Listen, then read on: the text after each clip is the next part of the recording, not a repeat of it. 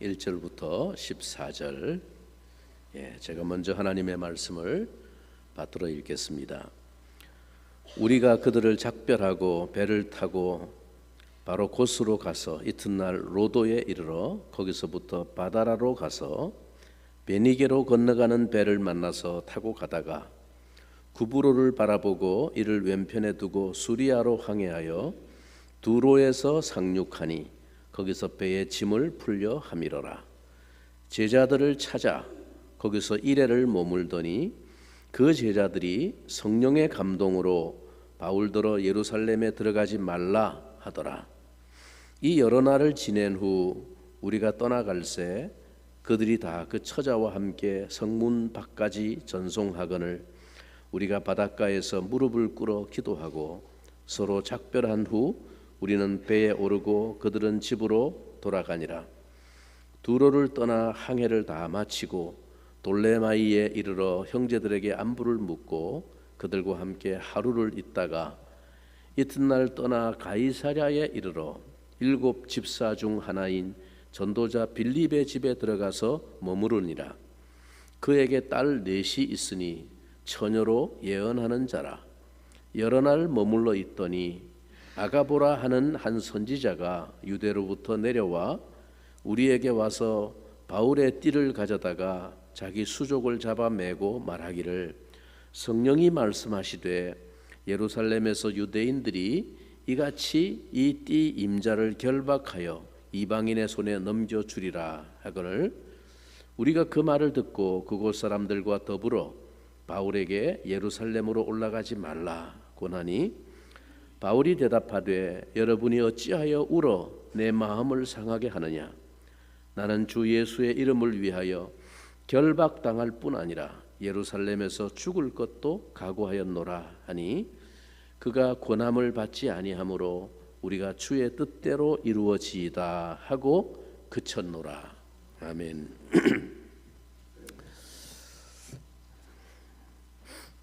밀레도에서의 바울의 고별 설교는 우리에게 깊은 인상과 감동을 남겨주었습니다.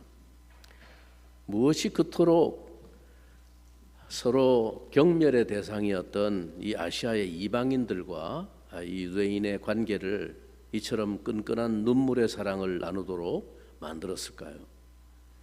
무엇이 이들의 작별을 이처럼 힘들게 만든 깊은 결속을 가져왔습니까? 그 대답은 오직 복음에 있음을 우리는 잘 알고 있습니다. 이 모든 것은 오직 복음이 빚어낸 아름다운 사랑이고 열매입니다. 바울 일행은 이제 마침내 지중해의 동쪽 연안 이 팔레스틴을 향해서 베니게로 가는 배를 갈아탔습니다. 이 배가 제일 먼저 육지에 정박한 곳은 두로였습니다. 배에 짐을 풀기 위해서 일주일을 그 두로에서 머무는 동안 바울 일행은 두로에 있는 그리스도인 형제들을 찾아서 만났습니다. 오늘 본문에 보면 제자들을 찾아 거기서 이레를 머물더니 그 제자들이 성령의 감동으로 바울더러 예루살렘에 들어가지 말라 하더라. 복음이 빚어내는 아름다운 능력들을 오늘 본문은 여러 가지 면에서 드러내주고 있습니다. 우선 이 두로에 있는 제자들에 관해서, 즉 예수를 따르는 제자들에 관해서 우리가 좀 생각해 보겠습니다. 여기 두로에 어떻게 그리스도인 제자들의 공동체가 생기게 되었는지 궁금합니다. 왜냐하면 성경의 사도행전의 기록에는 이에 대한 전도의 역사가 전혀 기록되어 있지 않기 때문입니다. 바울 일행은 그곳에도 그리스도인 제자들이 있다는 소문을 들었는지 단순히 그냥 기대를 가지고 혹시 있을까 하고 그냥 찾아보았는지 모르겠습니다. 그러나 우리는 이 만남이 상당히 흥미로운 만남이라는 것을 상상해 볼 수 있습니다. 이 두로의 복음이 증거되고 그리스도인 제자들이 생겨나게 된 것은 먼저 예수 그리스도의 사역으로부터 거슬러 생각해 볼 수 있습니다. 마가복음에 보면 예수님의 사역 초기에 이 두로 사람들이 주님께 찾아온 사건을 기록하고 있습니다. 그리고 얼마 후에는 예수께서 친히 이 두로와 시돈 지방에 방문하셨던 적이 있습니다. 거기서 우리가 잘 아는 유명한 한 여인 사건을 만나게 되죠. 바로 수로보니게 한 여인이 주님을 만나서 자기 딸을 고쳐달라고 그렇게 간청했을 때 예수님께서 겉으로 일부러 아주 냉정하게 그 여인의 청을 거절합니다.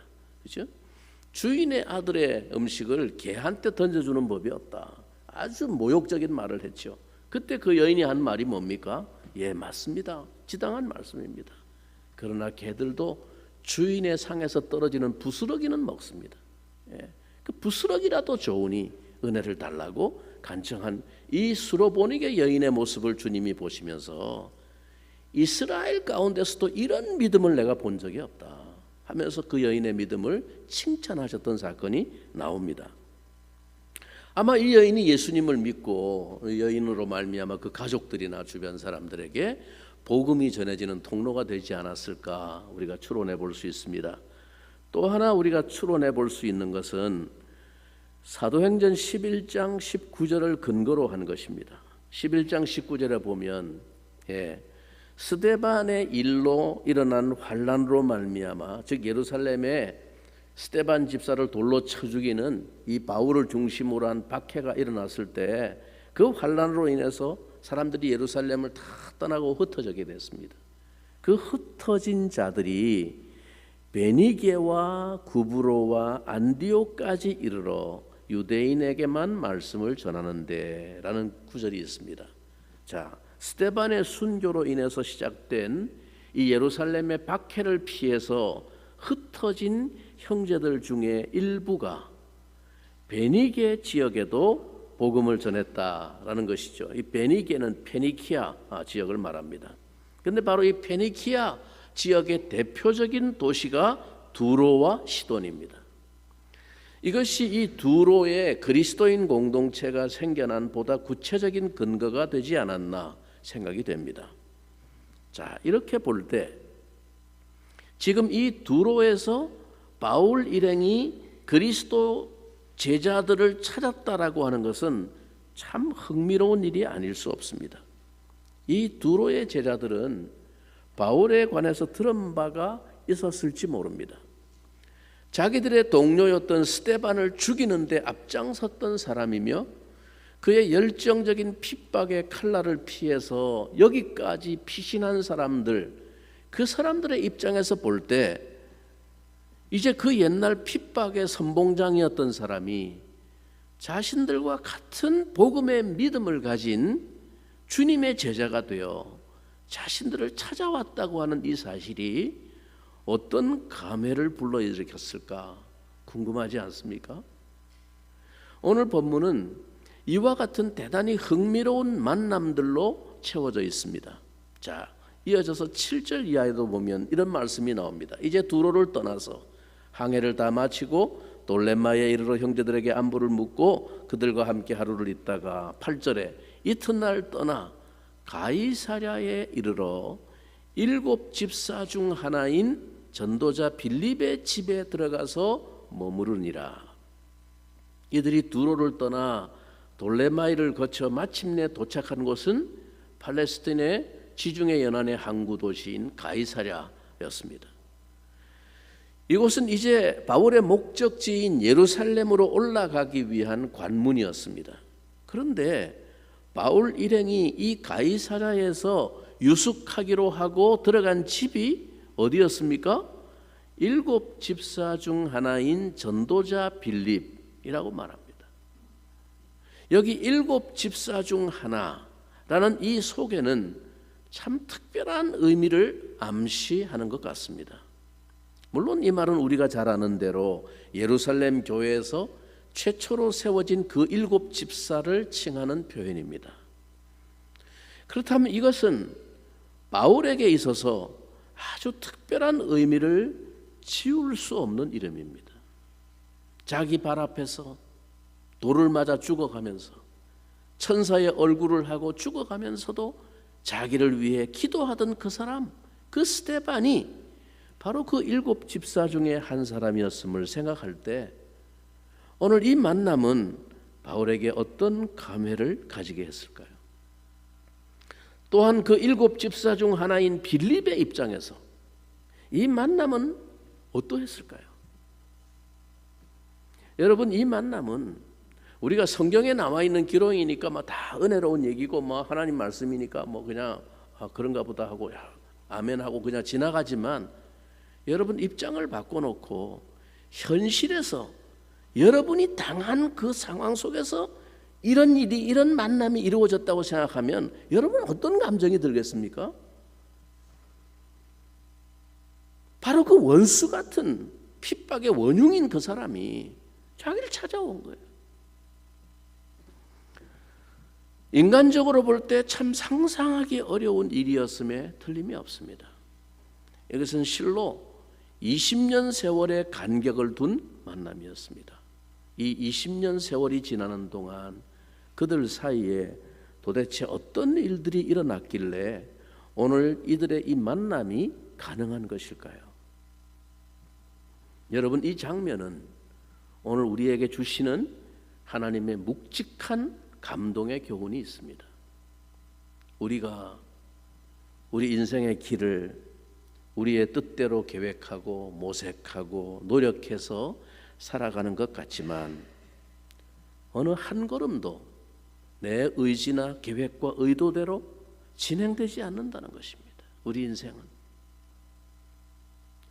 신앙생활의 연륜이 깊어지고 하나님에 대한 지식이 자라가면 계획대로 인생이 이루어지는 것이 아님을 깨닫게 됩니다.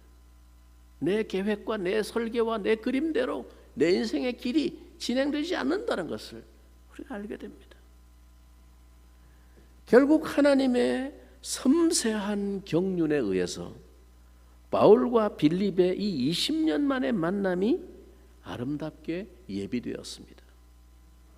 인생사 기륭 화복이 모두 하나님에게 달려 있습니다.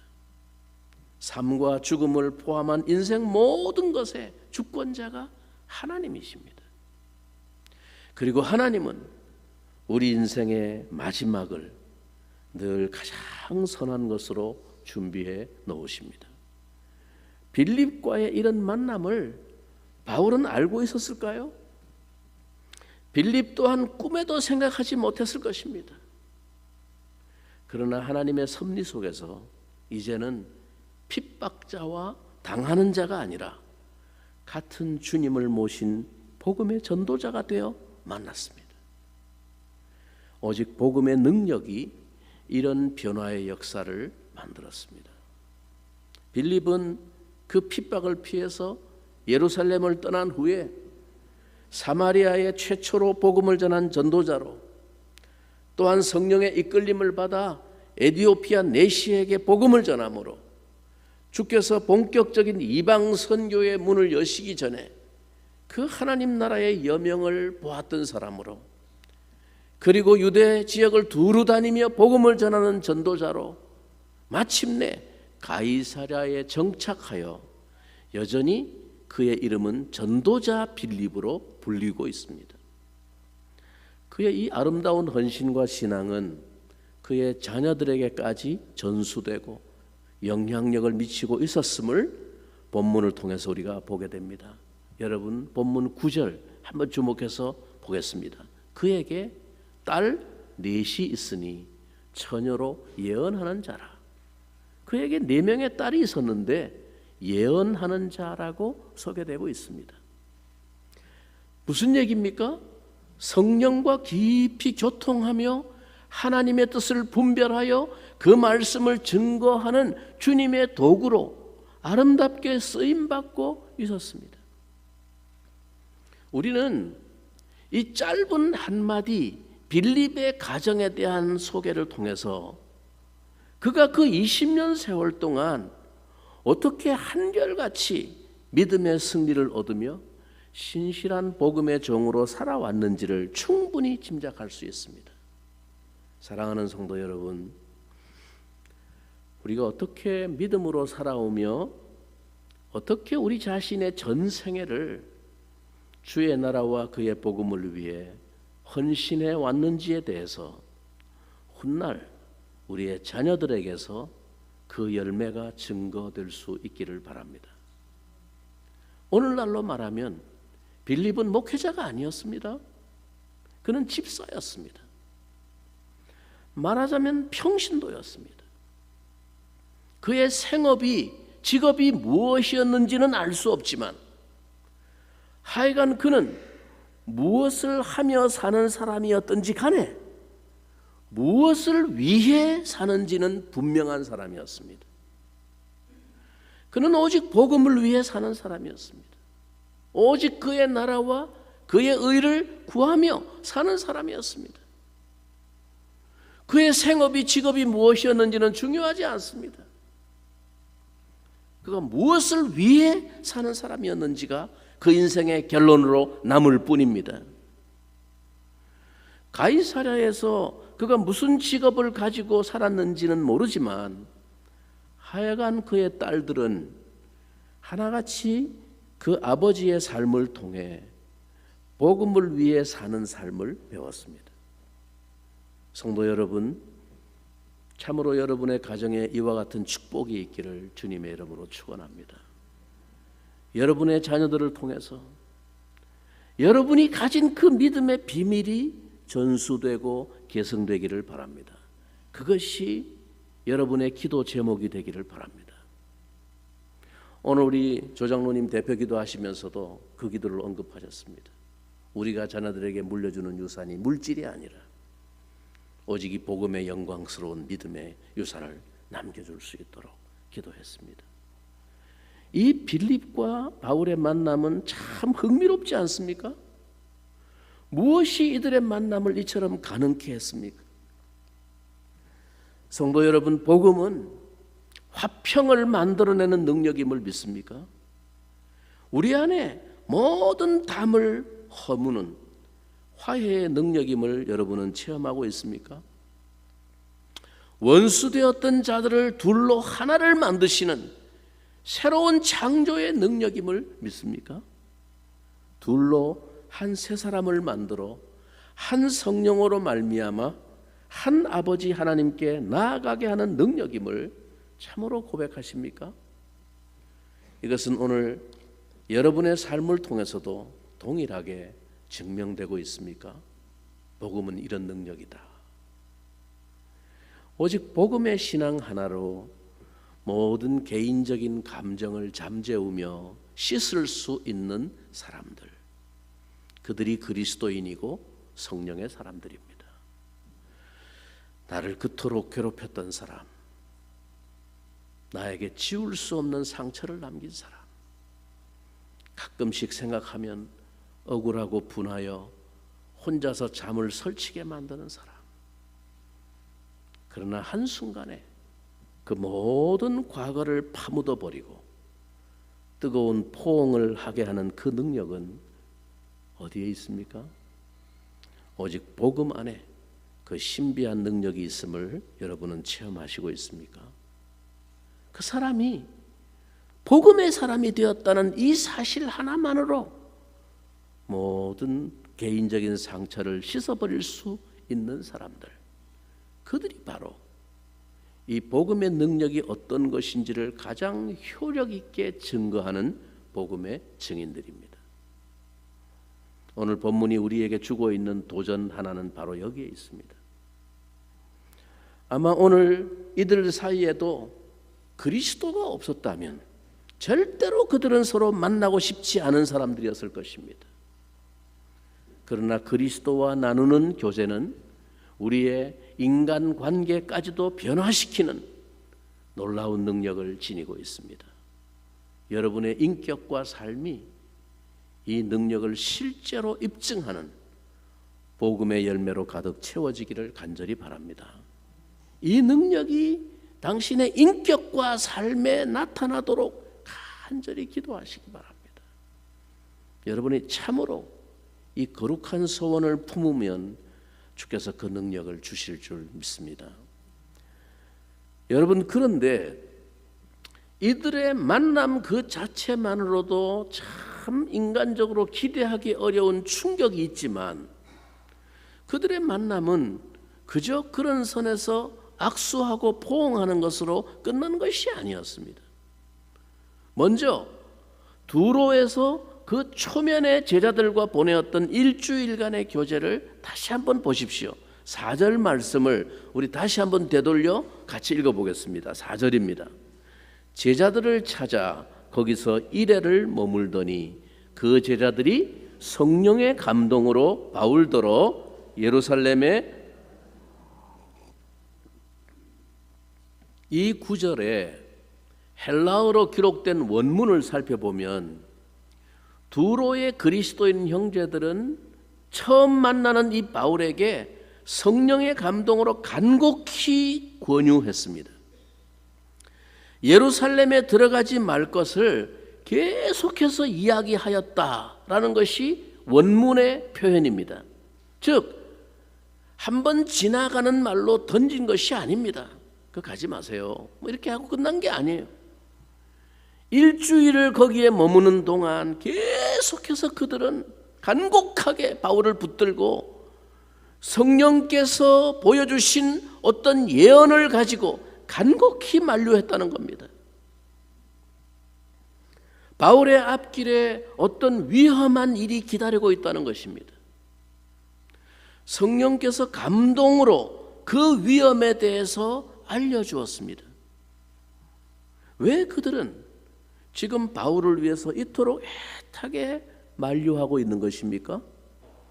이들이 언제 만난 사이이며 또 어떤 배경을 가진 사이입니까? 그런데 끝내 바울이 그들을 작별하고 떠나는 날이 되었을 때 그들의 모습을 오늘 본문은 이 기록에서 빼놓을 수 없었습니다. 자, 5절 6절 말씀을 우리 한 목소리로 한번 읽어보겠습니다. 이 여러 날을 지낸 후 우리가 떠나갈새 그들이 다 그 처자와 함께 성문 밖까지 전송하거늘 우리가 바닷가에서 무릎을 꿇어 기도하고 서로 작별한 후 우리는 배에 오르고 그들은 집으로 돌아가니라. 여러분, 이 모습은 어디서 본 모습입니까? 바로 앞에 3년간 눈물로 가르치며 교제했던 에베소의 장로들을 작별할 때 그 밀레도 항구에서의 모습과 다른 바가 있습니까? 지금 이들의 교제는 일주일간의 교제였습니다. 뿐만 아니라 그들의 관계는 별로 기분 좋지 않은 부정적인 배경을 가진 사이였고 그간 서로 만난 적도 없는 초면의 사람들이었습니다. 그럼 무엇이 이들로 하여금 이토록 뜨겁고 끈끈한 사랑의 교제를 가능하게 했습니까? 또 그 다음에 이어지는 이 가이사랴의 빌립의 집에서 가진 교제도 마찬가지였습니다.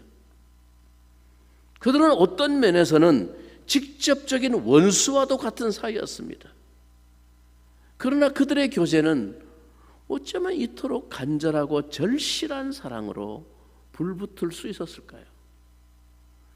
아가보라고 하는 이 선지자가 예루살렘에서 내려왔는데 이 빌립의 집에 있는 바울을 찾아와서 구약의 한 전형적인 예언의 형태를 빌어서 바울을 기다리고 있는 그 위험에 대해서 퍼포먼스를 하면서 간곡히 만류했습니다. 이 예언을 듣고 빌립의 집에 모인 모든 주의 제자들이 일심으로 바울을 만류했습니다. 이들의 만류가 얼마나 간곡했는지 바울이 이렇게 그 괴로움을 토로합니다. 13절에 바울이 대답하되 여러분이 어찌하여 울어 내 마음을 상하게 하느냐. 나는 주 예수의 이름을 위하여 결박당할 뿐 아니라 예루살렘에서 죽을 것도 각오하였노라 하니. 그들의 사랑에 간곡한 눈물은 바울의 마음을 아프게 하였습니다. 이들의 이 눈물은 도대체 어디서 나온 것입니까? 자기들을 핍박했던 그 원수 같은 바울을 향해서.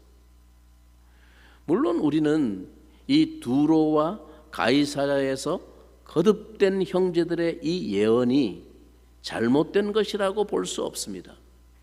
분명히 본문은 그들의 이 예언이 성령의 감동으로 말미암은 것이라고 밝히고 있기 때문입니다. 그러면 바울이 가진 그 확신이 잘못된 것은 아니었을까요? 아니 분명히 성령께서 확실하게 감동을 주어 예언을 보여주었습니다. 바울이 예루살렘에 올라가면 이런 일을 당할 것이다, 이런 고난을 당할 것이다 라는 것을 보여주었어요. 그것도 한 사람이 아니고 두로에서도 그랬고 가이사랴에서도 그랬고 아가보 예루살렘에서 내려온 선지자도 똑같은 말을 하고 여러 차례 지금 성령께서 확실한 예언을 했습니다. 너 올라가면 이런 일을 당한다. 근데 바울은 죽기로 각오하고 올라간다는 거예요. 그럼 바울은 성령께서 너 가면 이런 일을 당한다고 가지 말라고 성령께서 막으셨는데도 불구하고 바울이 지가 고집을 부려가지고 올라가서 그런 인생의 낭패를 당하고 죽을 고비를 넘기고 그렇게 되었다는 말입니까? 바울은 에베소 교회의 장로들을 밀레도 항구에서 작별할 때 이 말을 했습니다. 지금 자기는 예루살렘으로 가는데 자기를 기다리고 있는 위험에 대해서 자기가 이미 알고 있다. 성령께서 알려주셨다. 여러 차례 그것에 대해서 예고를 받았지만은 그러나 자기는 또 다른 한편으로 성령에 매여 예루살렘으로 자기가 간다라고 고백했습니다. 무슨 말입니까? 그는 그 나름대로 성령께서 강력하게 그 마음을 사로잡아 이끄시는 그 소명과 확신을 가지고 지금 이 예루살렘으로 간다는 거예요. 즉 성령님은 두 가지 예언을 다 보여주신 겁니다. 너 가면 꽃길을 걸으러 가는 거 아니야. 너 올라가면 이번에 죽을 고비를 넘겨야 될 거야. 엄청난 고난이 너를 기다리고 있어. 그러나 한편으로 성령께서는 바울의 마음속에 성령의 매임을 통해서 그가 이 길을 목숨을 걸고 가야만 할 것에 대해서 그 마음속에 확신을 심어주시고 그를 부르셨다라는 것입니다. 그렇다면 누가 잘못된 것입니까? 성령은 서로 모순된 역사를 일으키시는 분입니까? 23장 11절을 보면 우리는 바울의 이 결정이 성령의 뜻을 거스른 것이 아니었음을 분명히 알 수 있습니다. 성령은 오히려 그런 일이 너 앞에 아직 기다리고 있지만 그러나 염려하지 마라, 두려워하지 말고 그를 격려하고 위로하시면서 모든 위험과 역경 속에서 성령이 함께하고 계심을 확인시켜 주셨습니다. 바울이 예루살렘에서 공회에 붙잡혀 생명의 위험을 느끼는 상황에 있었을 때였습니다. 그때 그날 밤에 성령께서 바울에게 들려주신 말씀입니다. 그날 밤에 주께서 바울 곁에 서서 이르시되 담대하라, 네가 예루살렘에서 나의 일을 증거한 것 같이 로마에서도 증거하여야 하리라 하시니라. 로마까지 네가 이 복음의 증인으로 네 인생을 내가 이끌 것이다 라고 말씀하신 것입니다. 이제 우리는 이 여러 제자들의 사랑 어린 충고와 만류를 이렇게 이해할 수 있습니다. 그들은 분명히 성령의 감동을 받아 바울을 기다리고 있는 그 위험이 어떤 것인지를 보았습니다. 성령님은 그것을 보여주셨습니다. 그러나 그 성령님이 주신 예언을 해석하고 받아들이는 데 있어서 그들은 바울을 향한 염려와 사랑이 앞섰던 것입니다. 위험에 대한 예고는 성령의 역사였음에 틀림이 없습니다. 그러나 그것이 곧 그 걸음을 돌이키기를 원하시는 성령의 뜻은 아니었던 것입니다. 위험을 보여줬다고 해서 너 가지 마라 이런 말씀을 하신 적은 없다는 것입니다. 여러분, 우리가 하나님의 뜻을 확신하고 순종하는 데 있어서 오늘 본문은 중요한 교훈을 제공하고 있습니다. 우리는 이것을 분명히 구분할 수 있어야 합니다. 그러나 그들의 충고가 신앙적이지 않다거나 잘못된 것이라고 말할 수 없습니다. 이들의 동기는 분명히 순전했고 사랑 가운데서 행해진 것이었습니다. 다만 그들은 그들에게 보여주신 그 위험에 대한 성령의 예고만 보았기 때문입니다. 그들은 그 이전에 벌써 바울에게 성령의 매임을 받아 라고 표현할 만한 강력한 확신과 부르심에 관한 성령의 역사를 알지 못한 것입니다. 그러니 그들의 입장에서는 어쩌면 당연한 충고였고 깊은 사랑에 기인한 감동적인 교제였던 것입니다. 그래서 그들이 바울의 입을 통해 분명하고도 흔들릴 수 없는 성령의 이끄심에 대한 확신과 각오를 들었을 때 그들은 그 하나님의 주권을 받아들였습니다.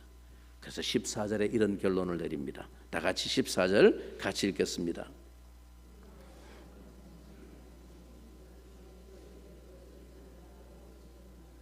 주의 뜻대로 이루어지이다 하고 그쳤다는 거예요. 자기들의 주장을 더 이상 그쳤다는 것입니다.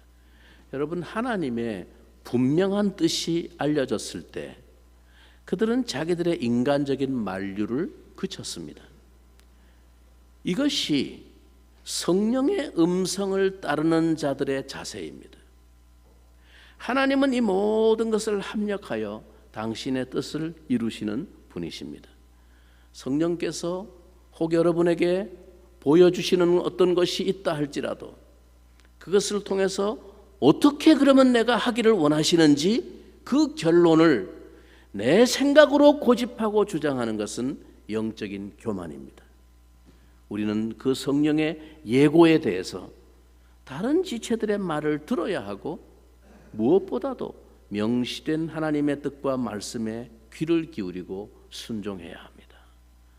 이처럼 복음의 역사와 승리는 하나님 나라를 위해서 마음을 함께하는 수많은 형제 자매들의 협력을 통해 이루어져 가는 것입니다. 주님은 우리 모두가 복음과 주의 나라를 위해 함께 수고하는 것을 무엇보다 기뻐하십니다. 사랑하는 형제 자매 여러분, 우리 안에 이와 같은 복음의 역사와 성령 안에서의 교제가 충만해지기를 간절히 축원합니다. 우리 같이 한번 이 말씀을 가지고 기도하면 좋겠습니다. 우리 공동체가 정말 이와 같이 오직 복음의 신앙 안에서 우리 안에 서로 가로막혔던 모든 장벽과 담을 다 허물고 진실로 서로를 사랑 가운데서 용납하며 복음을 위해서 한 몸을 이루어가는 공동체가 되게 하여 주시고 서로 주의 나라를 향한 협력을 통해서 하나님의 거룩한 뜻을 이루어가는 공동체가 되어질 수 있도록, 그리하여 복음의 능력이 어떤 역사를 이루는지를 우리의 삶을 통해서 증명해 보일 수 있는 그런 공동체로 하나님 우리를 인도해 주시옵소서. 우리 같이 한번 통성으로 잠시 기도합니다. 살아계신